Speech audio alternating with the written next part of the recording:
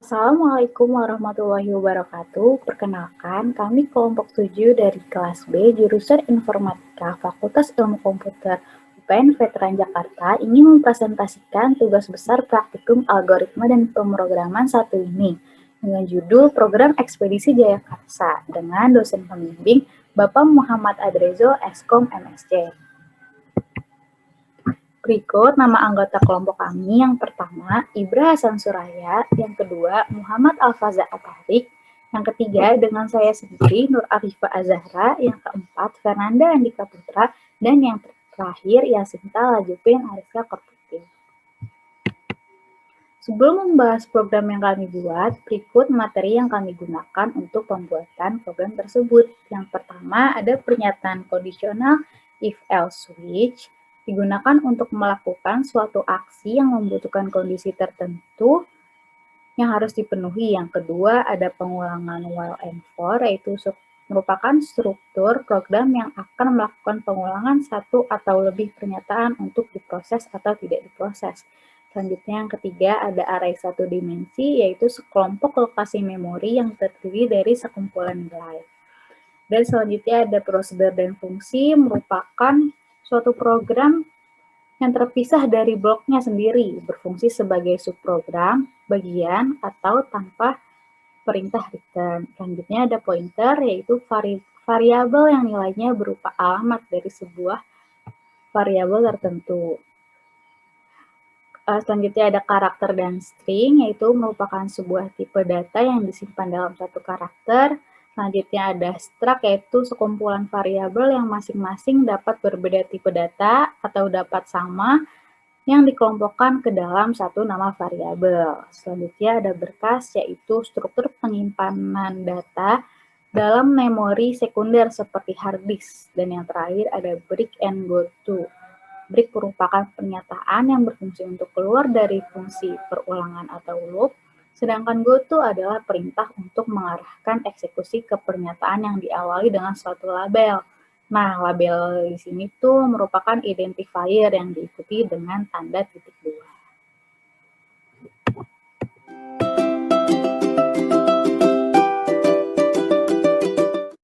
Nah, sekarang lanjut untuk membahas programnya. Di sini kami menggunakan MIME library. Yang pertama ada input stdio.h, digunakan untuk menampilkan perintah scan f-printf.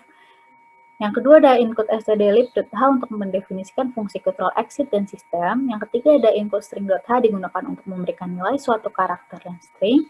Yang keempat ada input conio.h, digunakan untuk menampilkan perintah gauge. Yang kelima ada include time.h, digunakan untuk mendefinisikan fungsi tanggal dan waktu penanganan. Dan yang keenam ada input ctype.h untuk mendefinisikan set fungsi yang digunakan untuk mengklasifikasi karakter dengan jenis.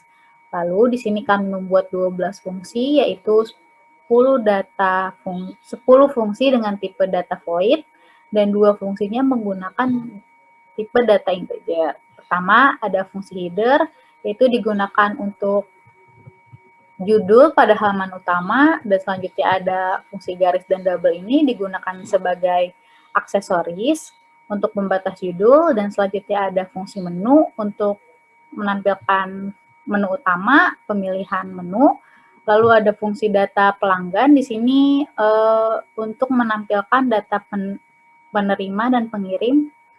Lalu di sini ada fungsi input data yang tujuannya nanti memilih apakah pengiriman dilakukan di dalam kota atau antar kota. Lalu ada fungsi barang luar dan barang dalam ini ditujukan untuk menampilkan informasi barang seperti nama barang dan berat barang. Lalu fungsi cetak struk dan tabel rincian ini berfungsi nanti saat pencetakan struk pada menu cetak struk. Lalu di sini ada 2 fungsi dengan tipe data integer, yaitu HTD dan HTL ini digunakan untuk proses penghitungan harga ongkos kirim dalam kota maupun luar kota. Lalu di program ini memiliki variabel global, yaitu dengan tipe data integer temp sama dengan 0 dan tipe data char, yaitu tombol. Dan program ini menggunakan struct. Yang pertama struct dengan nama variabel data, Dan yang kedua, struct dengan nama variabel trans. Nah, di variabel data ini nanti digunakan pada saat pengisian data pelanggan. Dan yang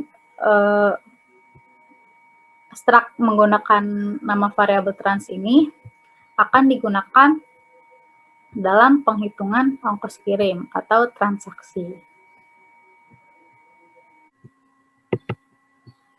Selanjutnya, saya ingin membahas fungsi utama, yaitu in-main. Di dalam fungsi utama ini terdapat variabel lokal, yaitu dengan tipe data char, yaitu kata 1 untuk menyimpan username, kata 2 untuk menyimpan password, pas 1 untuk menginput username dari user, dan pas 2 untuk menginput password dari user. Selanjutnya ada variabel lokal dengan tipe data integer, cek 1, cek 2, dan A sama dengan 4. Cek 1 dan cek 2 ini digunakan untuk pengecekan apakah antara password yang di-input oleh user dan username yang di-input oleh user itu akan sama dengan password dan username yang kami buat. Lalu di sini ada pemanggilan fungsi header. Nah, tadi fungsi header itu adalah untuk tampil di halaman utama seperti judul. Mari kita pindah ke fungsi header. Nah, ini. Di fungsi header ini juga memanggil fungsi double.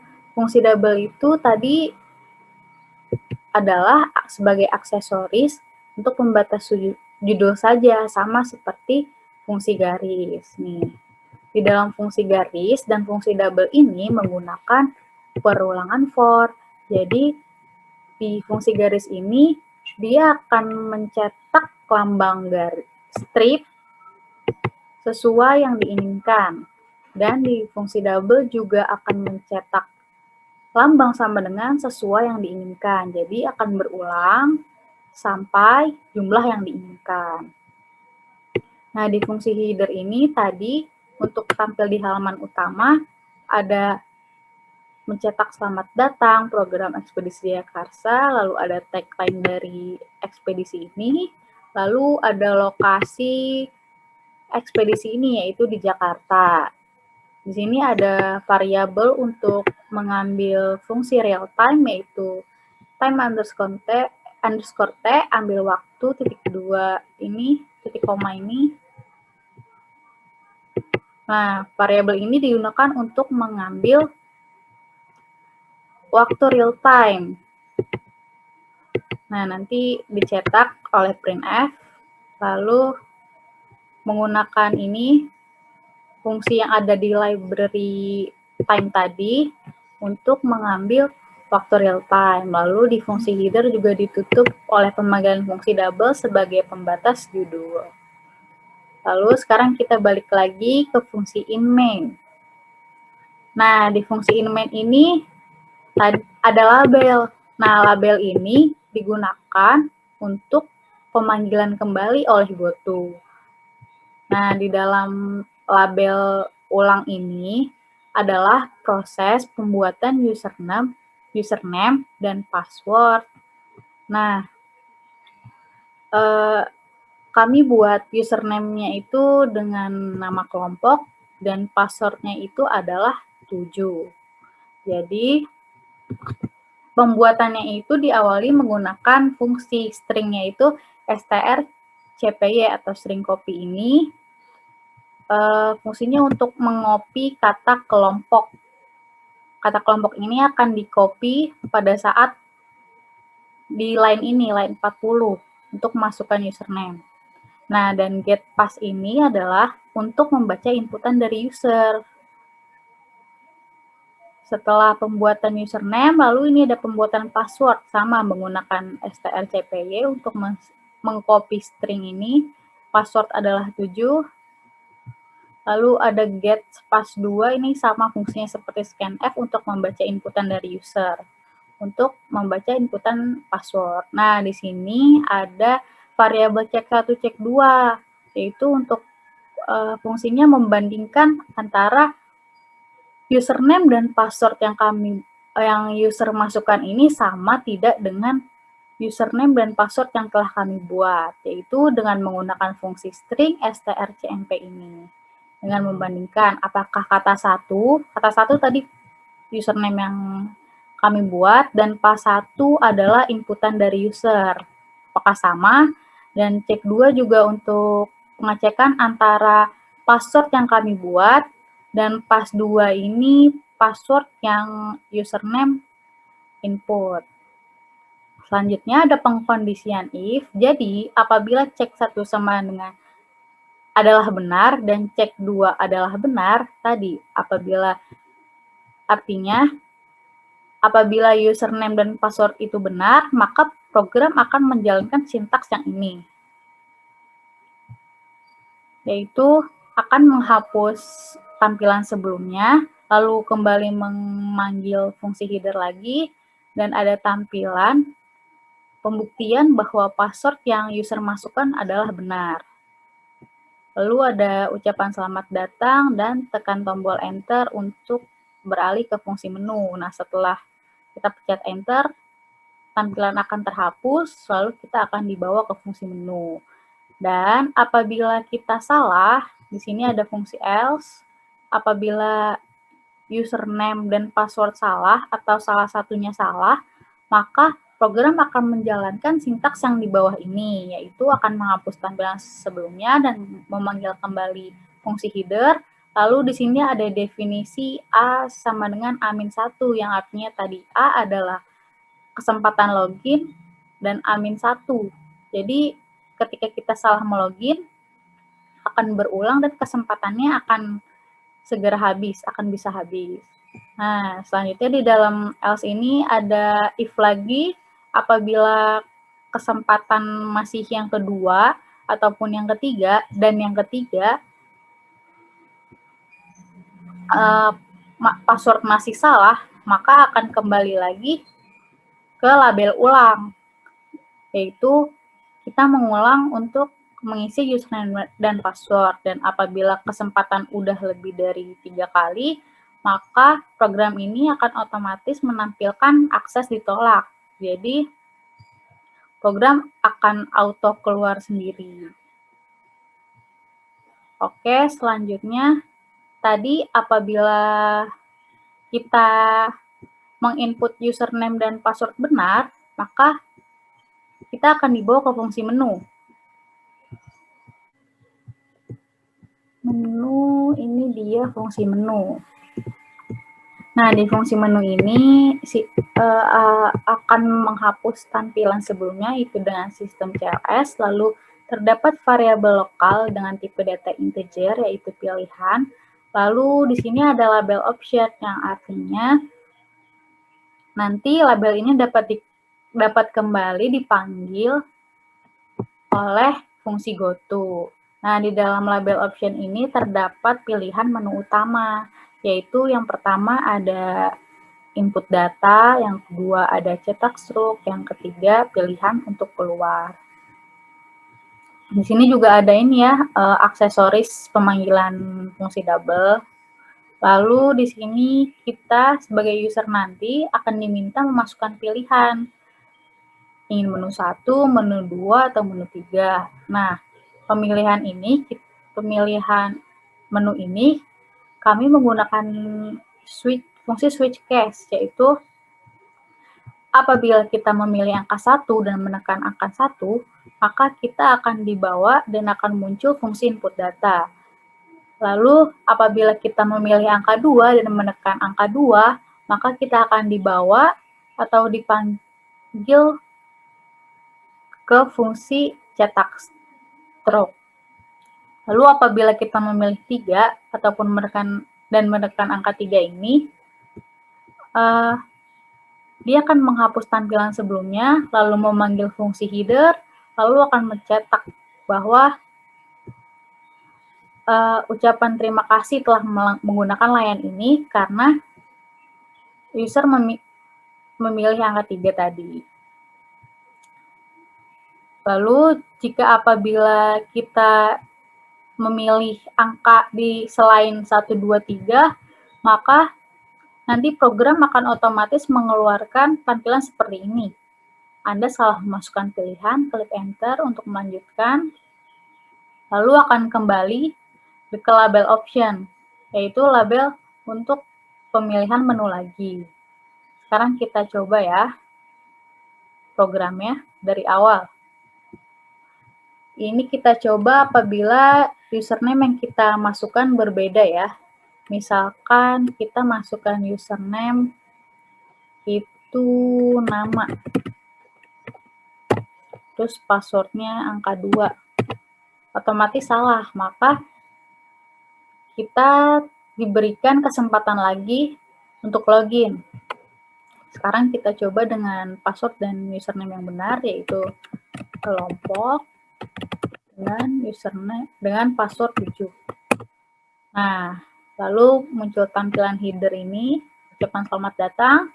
Di sini ada fungsi double yang tadi digunakan untuk aksesoris pembatas. Ini ya, fungsi double ya. Lalu kita tekan enter untuk ke menu. Nah, di sini ada tampilan seperti ini, pemilihan. Jika ingin kita memilih menu yang lain, menu cetak struk, maka terlebih dahulu kita harus mengisi ataupun memilih menu angka 1 dulu, yaitu menu input data.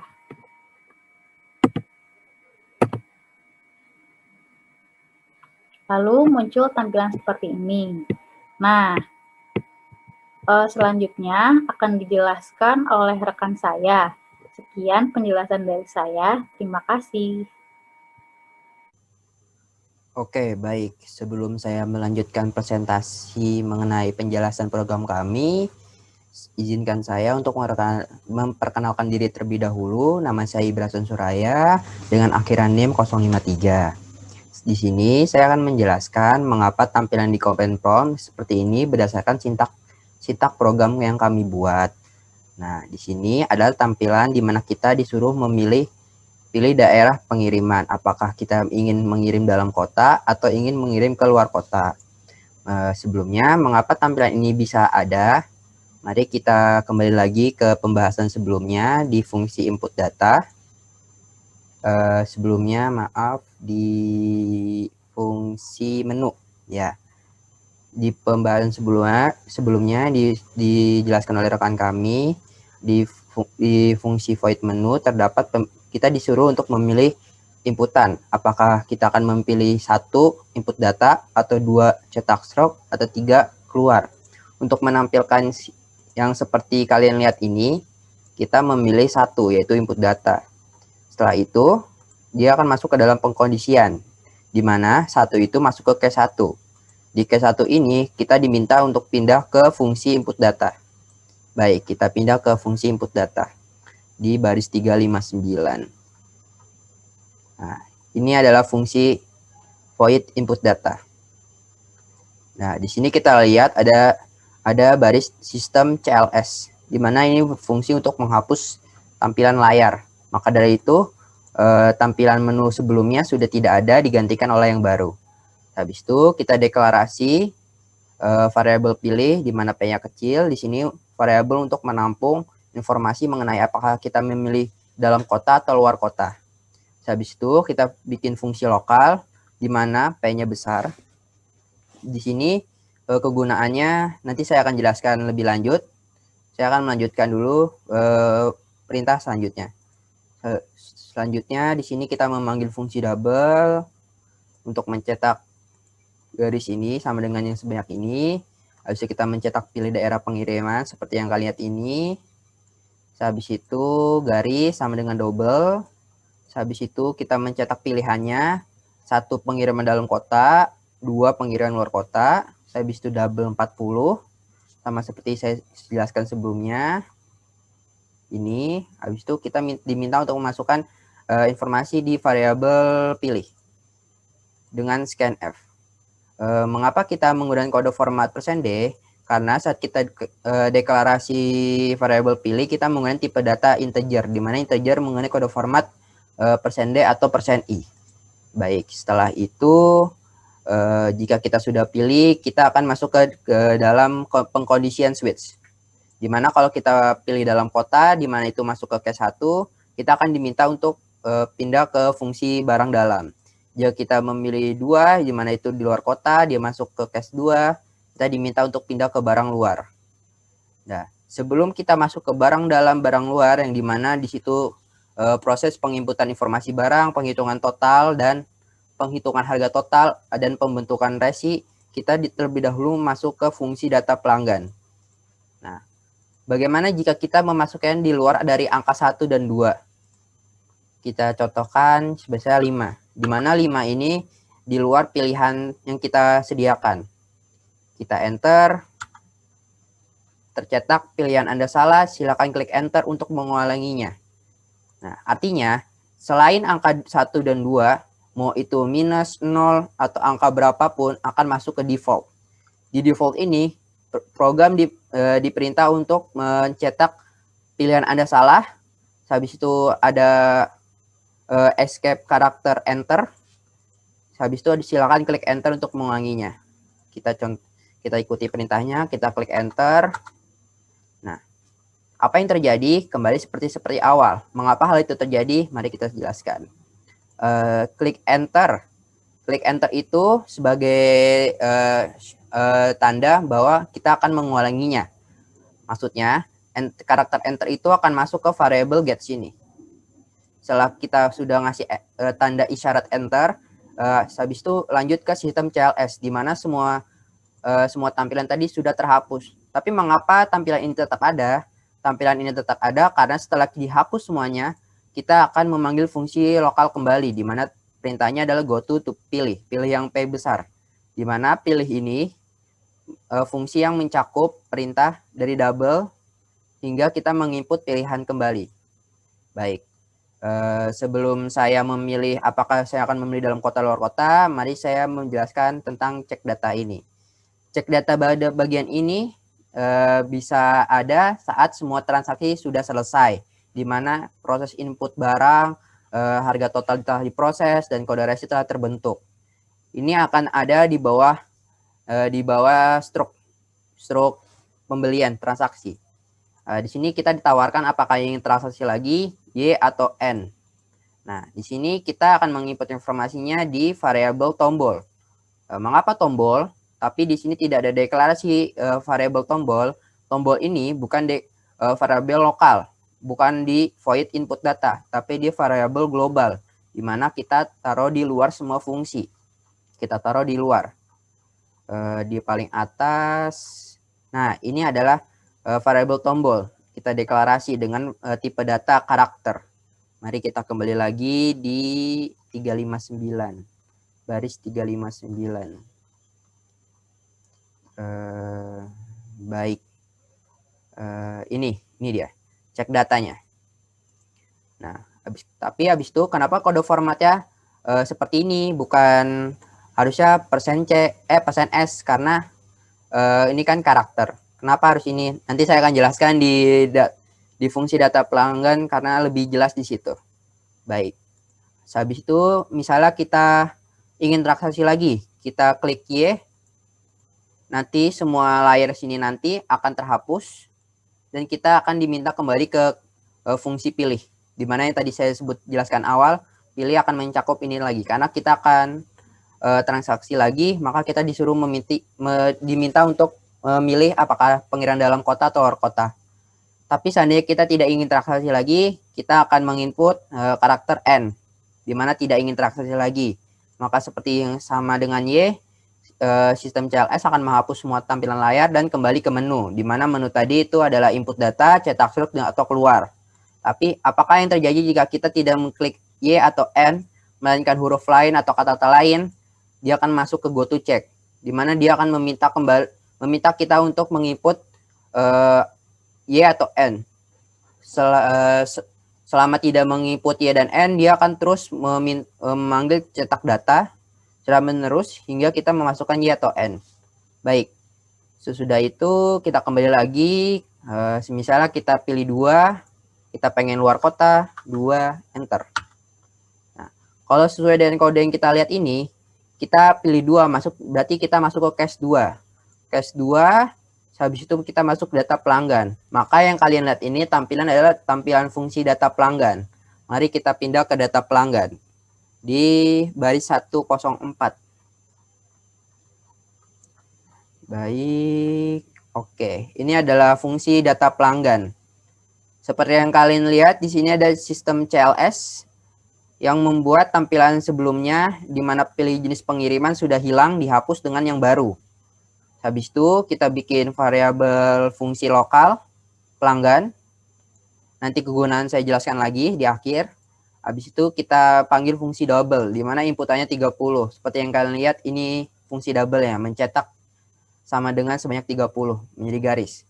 Habis itu informasi pelanggan ini, habis itu garis sama dengan kayak double tapi dia adalah minus. Habis itu mencetak ya di sini ada komentar data pengirim kami buat untuk pembatas mana sintak untuk pengirim, mana sintak untuk penerima. Habis itu di data pengirim terlihat di sini. Terus nama telepon belum terlihat karena kita belum menginput informasi mengenai namanya. Nah, sebelum itu lihat di sini ada scanf, diminta untuk menginput informasi di nama. Nah, kenapa di sini variabel ya pengirim dot nama bukan nama saja? Dan kenapa ada dotnya? Karena kita menggunakan struct. Kita lihat kembali di struct di penjelasan sebelum oleh rekan saya. Di sini ada struct data, di mana dalamnya ada variabel char, nama, alamat, nomor telepon, kota, dan dimasukkan ke dalam pengirim dan penerima. Maka dari itu nama variabel adalah pengirim.nama dan seterusnya. Dan ini dia. Kenapa kita tidak menggunakan %s melainkan persen kurung siku pangkat garis miring n. Oh ya, garis miring n ini artinya adalah enter ya. Habis itu saya contohkan mengapa kita menggunakan itu. Misalnya kita ingin menginput 2 suku kata, Ibra Hasan. Kita enter. Nah, selanjutnya akan pindah ke variabel berikutnya. Nah, semisal kita pakai %s mengenai ini, Ibra variabel nama hanya terisi Ibra saja.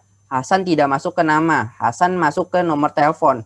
Hal itu tidak boleh terjadi karena akan mengacaukan semua program. Oleh karena itu kita menggunakan kode format ini, di mana artinya setiap kita mengklik enter dia akan pindah variabelnya. Misalnya kita masukkan nomor teleponnya 021 3 14 285. Kita lihat 314285. Kita enter, pindah alamatnya, pindah nama variabelnya. Misalnya jalan, titik, spasi, mangga. Iya, mangga. Kita enter, pindah lagi, kotanya, Jaktim. Enter. Nah, jadi selama kita klik enter, dia akan pindah nama variabelnya, yang variabel selanjutnya. Dan sini terlihat tampak kita menginput ada informasi mengenai tanggal. Tanggal ini bisa ada karena yang kita lihat di baris ke 3 baris ini 118 sampai 120. Di sini proses terjadi bisa menampilkan informasi tanggal secara real time. Di sini time underscore t, ambil waktu adalah variabelnya, habis itu dicetak tanggal sama dengan print s sama dengan ambil waktu sehingga menampilkan ini. Sabtu Januari 16 2021. Tepat hari ini pada jam segini juga. Habis itu kita masuk ke data penerima, sama saja dengan garis ini, sama seperti pengirim, garis. Saya lanjutkan kembali. Baik.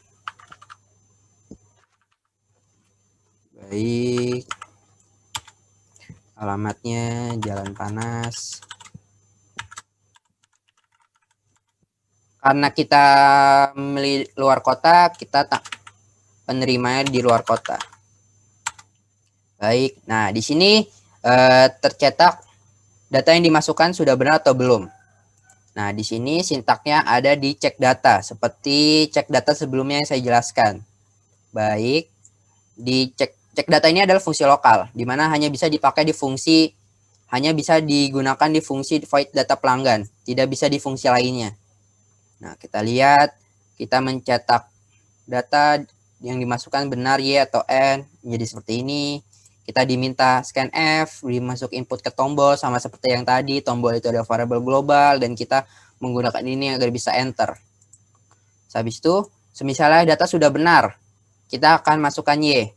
Nah, di sini kita lihat, nah karena kita ingin menyimpan informasi mengenai pengirim dan penerima secara jangka waktu panjang, maka kita akan menyimpannya di storage. Bukan saat kita menutup program ini, data itu akan hilang selamanya.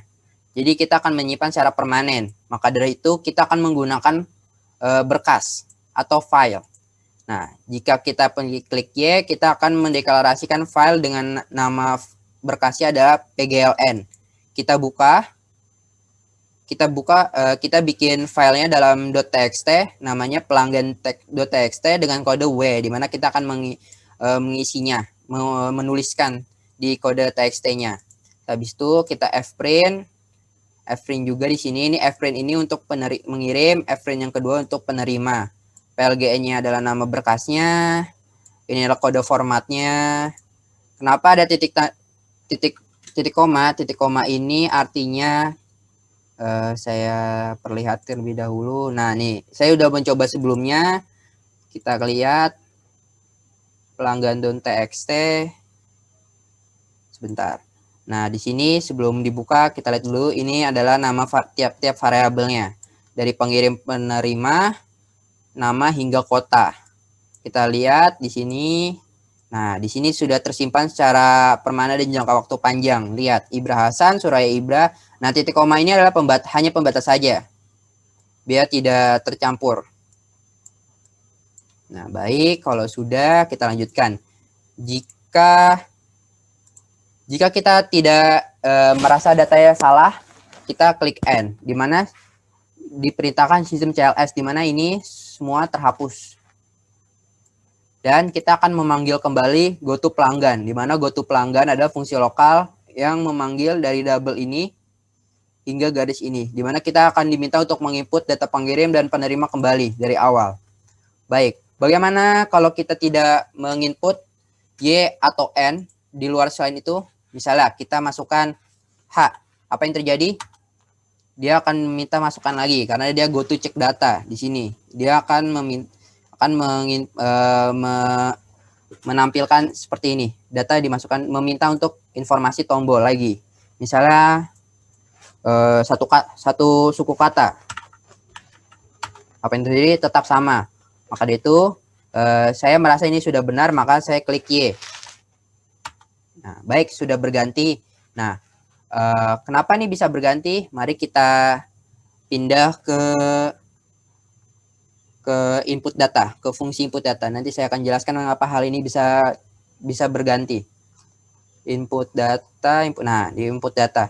Seperti yang saya jelaskan sebelumnya, saat kita memilih 2 di mana kota, kita akan pengkondisian dan masuk ke case 2. Setelah case 2, kita akan pindah ke data pelanggan. Data pelanggan tadi kita sudah selesai menginput informasi mengenai pengirim dan penerima. Maka dari itu, setelah dari itu, kita dipindah untuk masuk ke fungsi barang luar.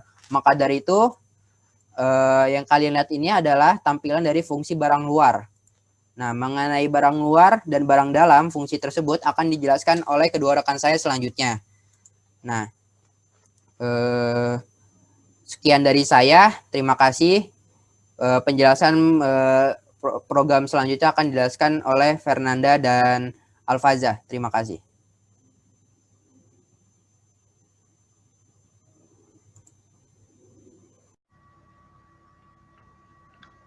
Assalamualaikum warahmatullahi wabarakatuh. Perkenalkan, nama saya Muhammad Alfaza Tarik dengan NIM 2010-511-178.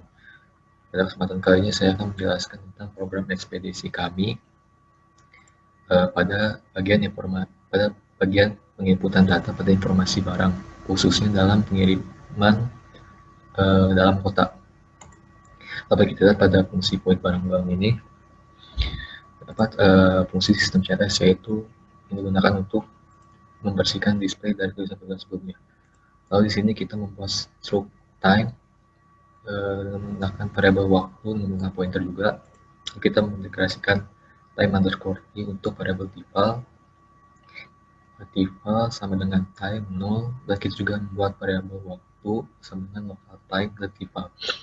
Jadi struktur ini digunakan untuk tanggal penginputan barang. Lalu dalam fungsi ini juga terdapat label yang bernama barang DLM. Dalam label tersebut memuat isi informasi barang, penginputan untuk nama barang, berat, dan jarak. Contohnya jika kita masukkan nama barangnya, beratnya 8 kilo, jaraknya 25 km. Lalu setelah itu pada program kita dihadapkan pada dua pilihan, yaitu jenis pengiriman, itu regular dan express. Sementara pada kode soal terdapat label kota yang di dalam terdapat conditional statement. Dan jika TMP sama dengan 0, maka program akan mengcopy string Jakarta ke dalam variabel KD kota pada struk transaksi.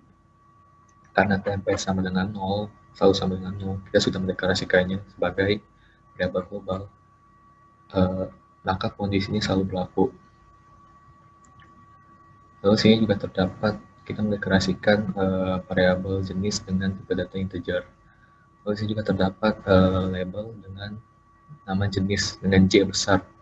Dalam label tersebut terdapat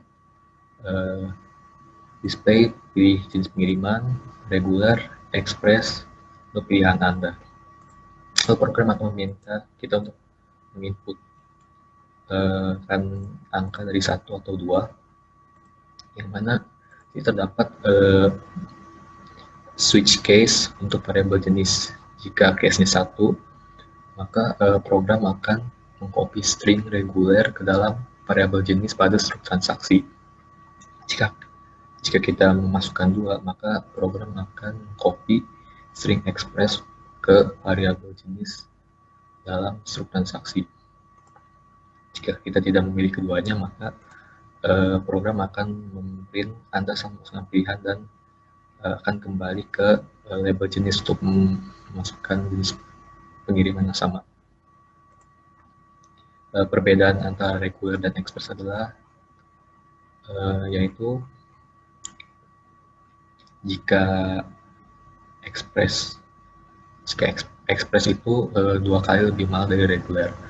Jika kita lihat pada fungsi yang bernama integer HTD ini dengan parameter integer berat, integer jarak, dan integer jenis, dalam fungsi ini terdapat variabel lokal yang kita beri nama HT berat 1, HT jarak 1, dan HTOT. HT berat 1 ini dapat disebut sebagai harga total untuk berat utama. Untuk HT jarak 1 yaitu harga total untuk jarak 1, dan HTOT untuk harga total.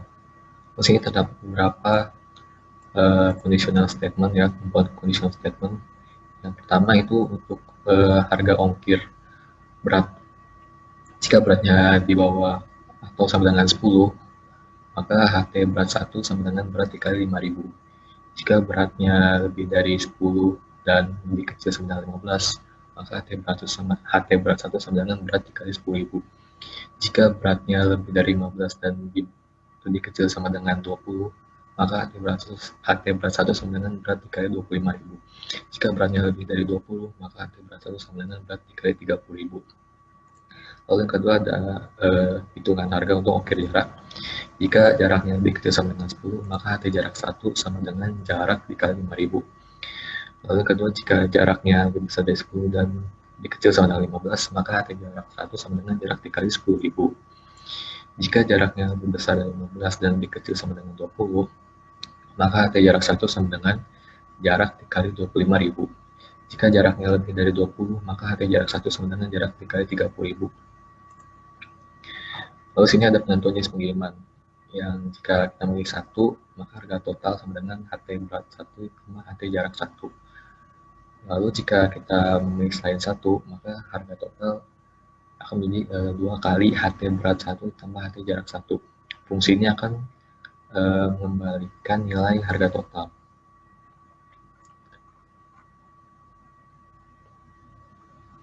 Jika kita memilih pada program reguler contohnya, akan muncul pesan data yang dimasukkan benar. Bagian ini kita dapat lihat pada cek data, pada label cek data. Pada label cek data terdapat conditional statement yang mana jika kita pencet tombol Y, maka program akan membuat variabel total pada struk transaksi sama dengan HTD untuk variabel berat pada struk barang 1 dan jarak pada struk barang 1 serta jenis. Lalu program akan membuat file dengan pointer nama barang BRG.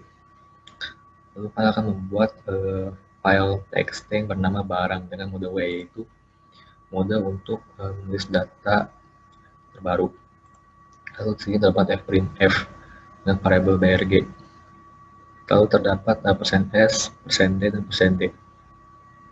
Nah, fprintf ini berfungsi untuk mencetak inputan nama, berat, dan jarak yang telah kita masukkan tadi ke dalam file barang.txt ini. Itu pula khususnya untuk struk barang ya. Kalau yang kedua ini, yang fprintf brg %s, %d, %s, %d ini program akan mencetak inputan yang telah kita masukkan sebelumnya ke dalam file bernama transaksi, yaitu untuk variabel jenis, variabel total, variabel KD kota. Lalu di sini terdapat variabel waktu. Variabel waktu ini telah kita deklarasikan sebelumnya, itu pada struk ini, yaitu yang berguna untuk mengetahui kapan barang diinput atau tanggal saat barang diinput. Lalu program akan close file tersebut dan barang akan minta tekan enter untuk mencetak struk. Lalu barang akan membawa kita, jika kita menekan enter, maka program akan membawa kita ke fungsi cetak struk.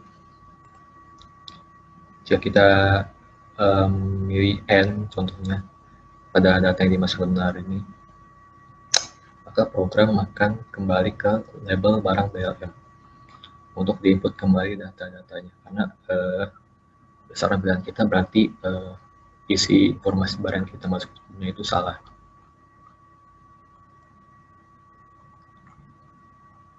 Sekian dari saya, kurang lebihnya mohon maaf. Assalamualaikum warahmatullahi wabarakatuh.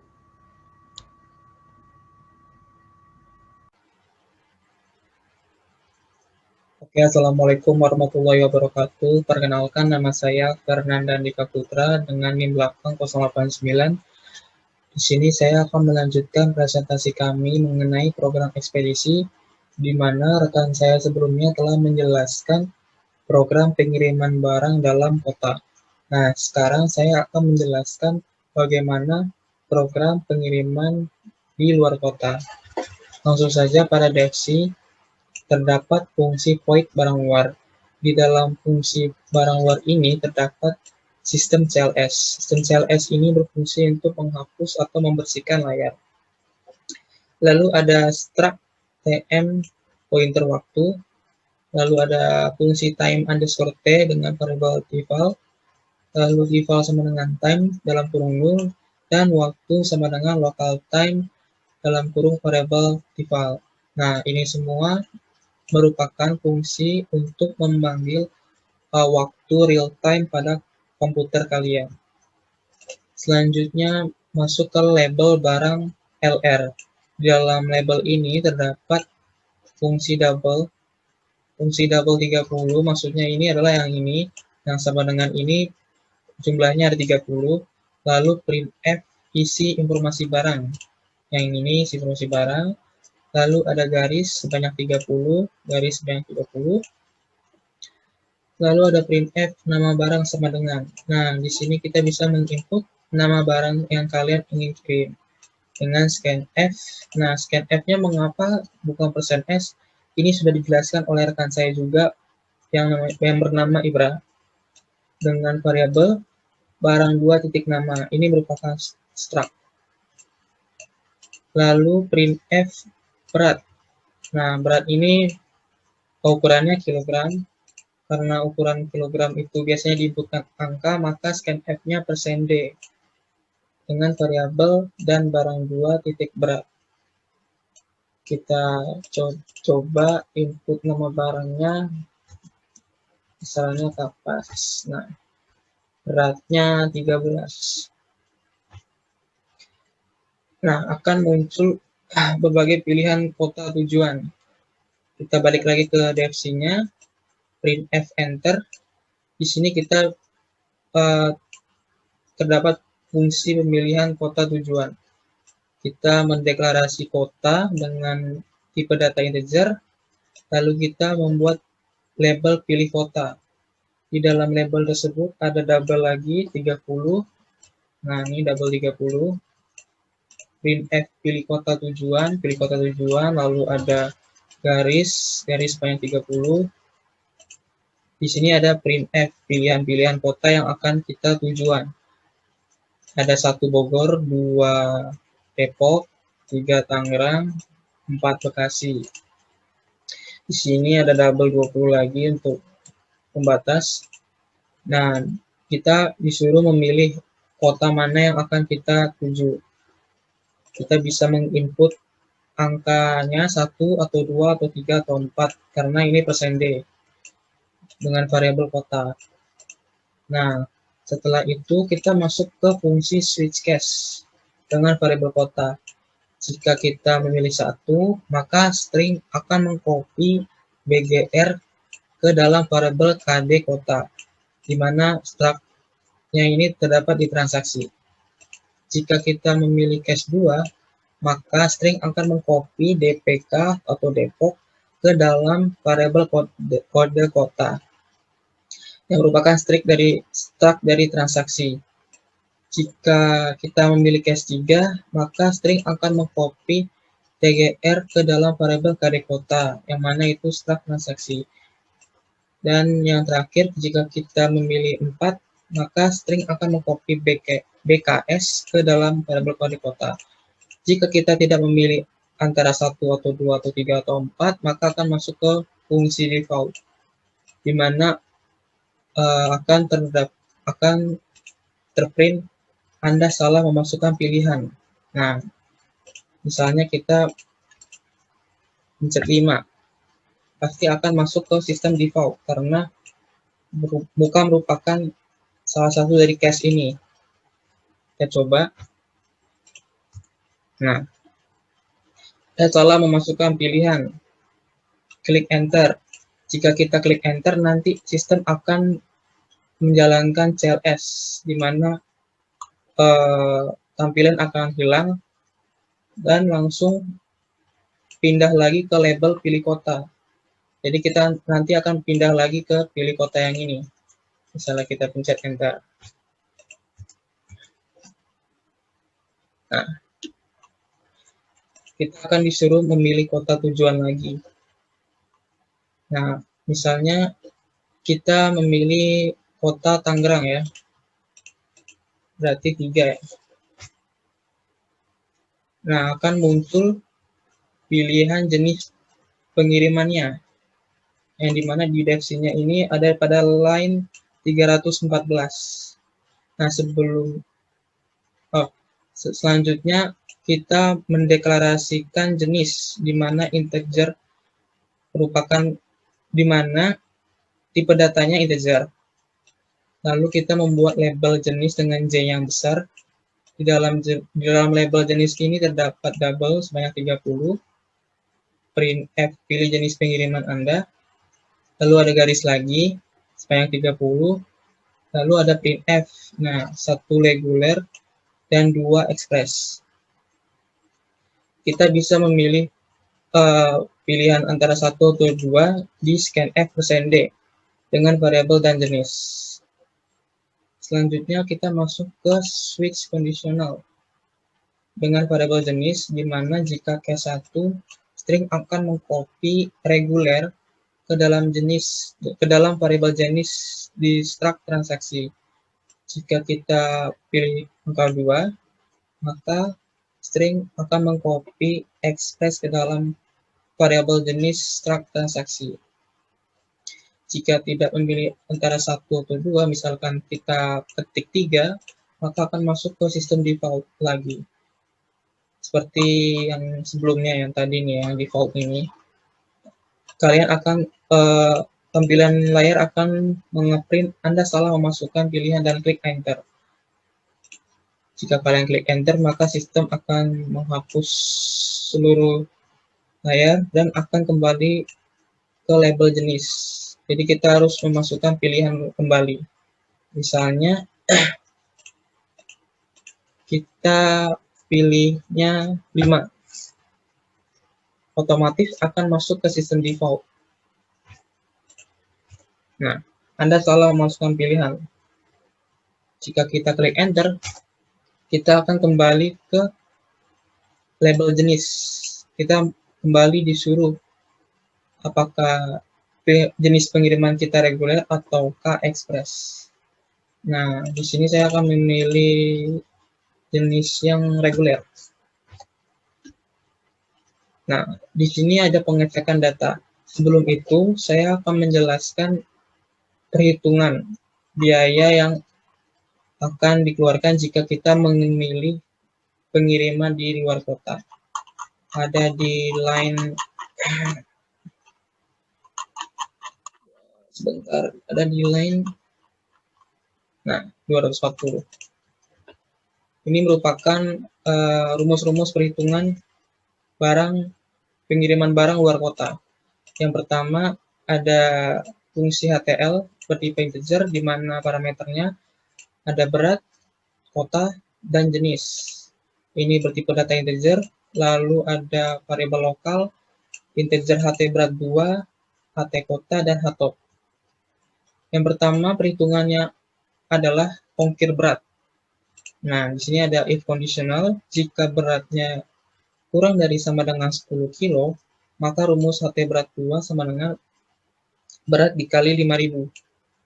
Nah, jika beratnya di antara 10 dan 15, maka rumus berubah menjadi HT berat 2 sama dengan berat dikali 10.000. Jika beratnya itu di antara 15 sampai 20 kilo, maka rumus HT berat 2 berubah menjadi berat dikali 25.000. Begitu juga jika berat lebih dari 20 kilo, misalnya 25, maka rumus HT berat 2 sama dengan berat 25 dikali 30.000. Setelah menghitung harga ongkir berat, kita masuk ke hitung harga kota pilihan yang kita pilih. Kita menggunakan fungsi switch case dengan variabel kota, di mana case 1 HT kota sama dengan 25.000. Case 1 ini mewakili kota Bogor. Kalau 2 Depok, kalau 3 Tangerang, kalau 4 Bekasi. Nah, kalau 2 ini Tangerang ya tadi.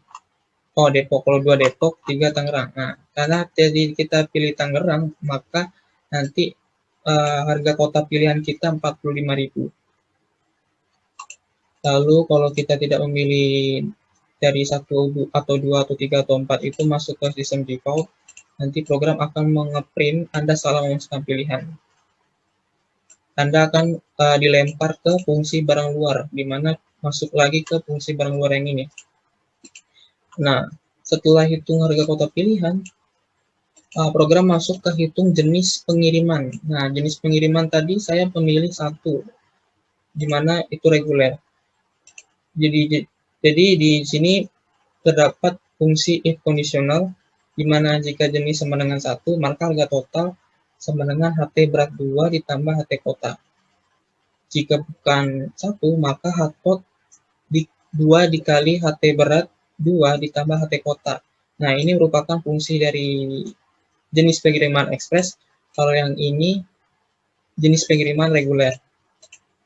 Oke, balik lagi ke cek data. Nah, cek data ini, data yang dimasukkan benar, Y atau N. Nah, di sini ada printf, data yang dimasukkan benar, Y atau N. Kita bisa menginput huruf Y atau N pada program ini. Jika kita menginput huruf Y, tombol Y, maka akan masuk ke pembuatan file txt dengan transaksi titik total sama dengan HTL dalam kurung variabel barang 2 titik berat, koma kota, koma jenis. Nah, di sini kita menggunakan fungsi file pointer brg sama dengan open untuk membuka file, dan kita menamai filenya dengan barang titik txt. Lalu fprintf. Nah, fprintf ini untuk memasukkan untuk mencetak segala inputan yang kita masukkan itu ke dalam file barang titik txt. Nah, fprintf barang, koma %s untuk barang 2 titik nama, %d untuk barang 2 titik berat.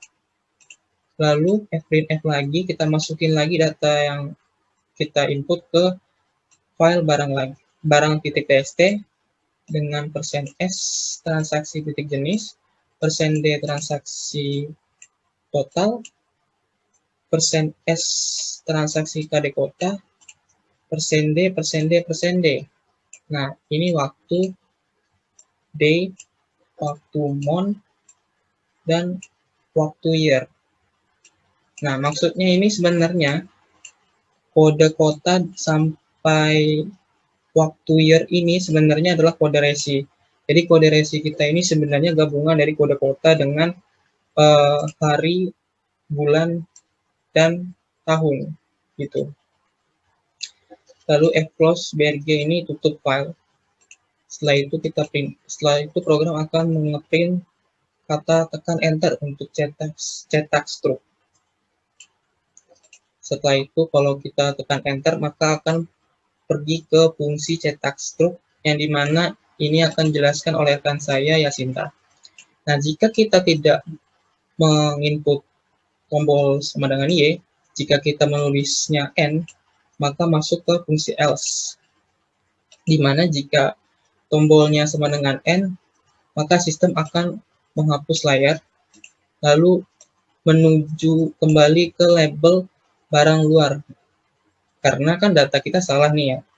Maka kita balik lagi menginputkan informasi barang ke label barang LR. Nah, ke sini lagi nanti kita. Karena ada data yang salah gitu ceritanya. Oke.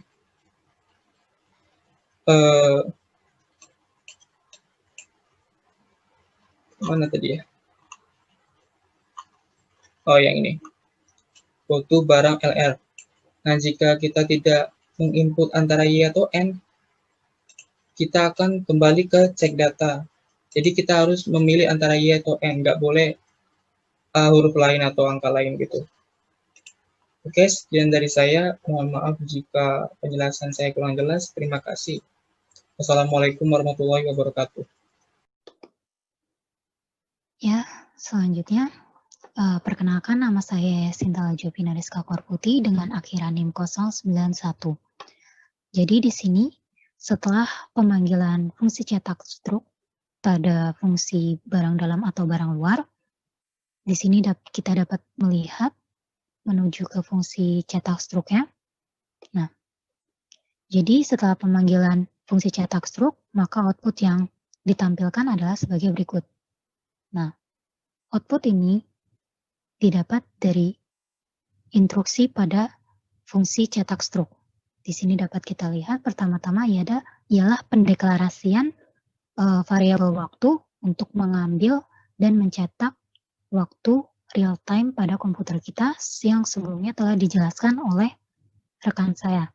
Nah, selanjutnya ini ada instruksi conditional statement if else, di mana kondisinya ialah apabila total transaksi bernilai 0, maka yang tercetak ialah belum adanya transaksi dan program akan meminta user untuk melakukan pengisian data terlebih dahulu. Artinya di sini apa? Artinya instruksi ini akan terjadi apabila user belum melakukan transaksi atau belum melakukan penginputan data. Nah, apabila sudah melakukan inputan data, maka kita akan melakukan instruksi yang ini. Karena sebelumnya telah diinputkan data oleh rekan-rekan saya, maka kita akan melakukan instruksi yang ini, di mana instruksi ini akan mengeluarkan output seperti ini. Nih, pertama ada instruksi untuk menghapus output sebelumnya, lalu kemudian ada instruksi untuk mencetak header ini yang terdiri dari kata-kata program ekspedisi Jayakarsa, siaga mengantarkan kebahagiaan, terus new line lagi, Jakarta Indonesia, lalu kemudian mencetak variabel waktu, real time. Lalu kemudian fungsi cetak struk ini akan memanggil fungsi dari tabel rincian, di mana fungsi tabel rincian ini akan mencetak tabel pada output, seperti output pada CMD ini. Kita dapat menuju ke fungsi tabel rincian ini. Nah, jadi untuk mencetak tabel ini dan isinya, kita menggunakan data yang sebelumnya telah diinput oleh rekan saya yang telah tersimpan pada sebuah file atau berkas, baik itu berkas pelanggan maupun berkas barang. Di sini kita lihat dari outputnya. Untuk mencetak tabel pada bagian ini,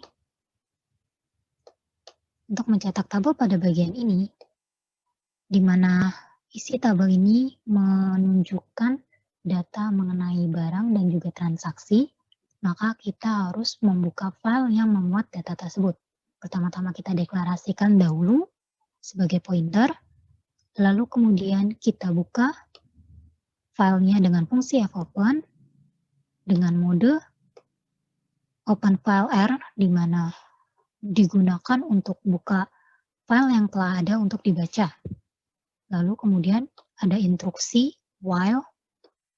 Instruksi while ini mengartikan bahwa selama pointer belum mencapai end of file, maka akan terus melaksanakan instruksi selanjutnya. Nah, instruksi pertama ini ialah membaca data dari file dengan fungsi fscanf. Jadi, fungsi fscanf ini digunakan untuk membaca data dari file sesuai format. Kita bisa buka dahulu file barangnya. Di sini dapat kita lihat. Jadi, ini mengatakan bahwa data pada sebelum titik koma pertama ini akan dibaca sebagai field dari barang titik nama atau nama barangnya. Nah, data yang ini akan dibaca sebagai field dari berat barang. Lalu yang ini akan dibaca sebagai field dari jaraknya. Kemudian kita cetak nulannya, kemudian akan dibaca pada baris yang kedua, di mana ini akan dibaca sebagai field dari jenis transaksi, yang ini akan dibaca sebagai field dari total transaksi, yang ini akan dibaca sebagai resi dari transaksi. Nah, setelah data dari file ini dibaca, maka selanjutnya kita bisa mencetaknya. Nah, 4 baris program ini akan mencetak tabel pada bagian ini, di mana terdiri dari garis yang diinput sebanyak 49, lalu kemudian kata Jayakarsa, kemudian field resi transaksi yang sebelumnya tadi udah kita baca, kemudian ada garis lagi, kemudian new line, lalu membaca jenis transaksi dan juga total transaksinya. Lalu kemudian untuk membaca, untuk output tabel bagian ini, di mana isi tabelnya memuat data pelanggan, maka kita harus membuka file yang memuat data tersebut. Pertama-tama seperti sebelumnya, kita deklarasikan dahulu, lalu kemudian kita buka dengan fungsi fopen, lalu dengan mode open filenya R, lalu kemudian ada instruksi while sama seperti sebelumnya, lalu kita baca data dari file pelanggannya dengan format seperti ini. Kita buka dahulu data pelanggannya. Nah, di sini dapat kita lihat bahwa sebelum titik koma pertama ini akan dibaca sebagai field dari nama pengirim, yang ini akan dibaca sebagai field dari nomor pengirim, lalu yang ini akan dibaca sebagai alamat dari pengirim, yang ini akan dibaca sebagai kota dari pengirim, lalu baris selanjutnya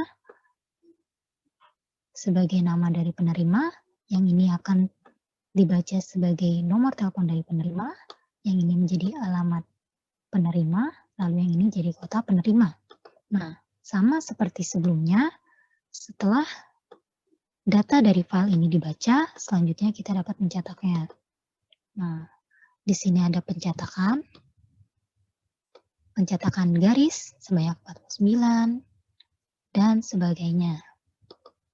Nah, selanjutnya, setelah data dari file ini sudah tidak digunakan lagi, maka kita dapat menutupnya dengan fungsi fclose. Lalu, untuk bagian tabel terakhir, di mana ini memuat tentang nama barang dan juga berat barang, maka dapat kita cetak datanya dari data yang sebelumnya awalnya telah kita baca di awal ini. Lalu setelah data dari barang atau file dari barang ini tidak digunakan lagi, maka kita dapat menutupnya dengan fungsi fclose. Nah, setelah instruksi pada tabel rincian ini telah selesai, maka kita dapat kembali ke fungsi cetak struk. Nah, di sini dapat kita lihat, setelah pemanggilan tabel rincian ini telah selesai, maka instruksi selanjutnya ialah mencetak terima kasih. Di sini dapat kita lihat. Nah, lalu setelah fungsi dari cetak struk ini selesai, maka kita akan kembali ke fungsi yang telah memanggilnya. Yaitu, fungsi cetak struk ini dipanggil pada fungsi barang dalam atau barang luar, di mana fungsi pemanggilan fungsi cetak struk ini menjadi akhir dari fungsi barang dalam atau barang luar. Maka ketika fungsi dari barang dalam atau barang luar ini berakhir, maka kembali ke fungsi input data. Di sini dapat kita lihat, setelah pemanggilan fungsi barang dalam dan barang luar berakhir, maka akan terjadi break dan program akan melakukan instruksi selanjutnya, yaitu instruksi cek data, di mana di sini akan mencetak pertanyaan untuk user apakah ingin melakukan transaksi lagi atau tidak, di mana ini telah dijelaskan oleh rekan saya sebelumnya. Di sini saya akan input N untuk kembali ke menu utama. Nah, di menu utama ini dapat kita lihat ada pilihan case 2 untuk mencetak struk. Kita input. Nah, di sini dapat terlihat bahwa yang tercetak adalah struk dari transaksi terakhir yang kita lakukan. Lalu kita enter kembali untuk kembali ke menu. Nah, setelah user tidak ingin melakukan transaksi lagi atau telah selesai, maka user dapat keluar dari program dengan memilih nomor 3. Nah, maka yang akan tercetak adalah header. Pertama ini program akan menghapus output sebelumnya, kemudian akan mencetak header, fungsi header, lalu kemudian akan mencetak terima kasih telah menggunakan layanan ini. Nah, ketika user menekan enter, maka program akan berhenti. Baiklah, terima kasih. Wassalamualaikum warahmatullahi wabarakatuh.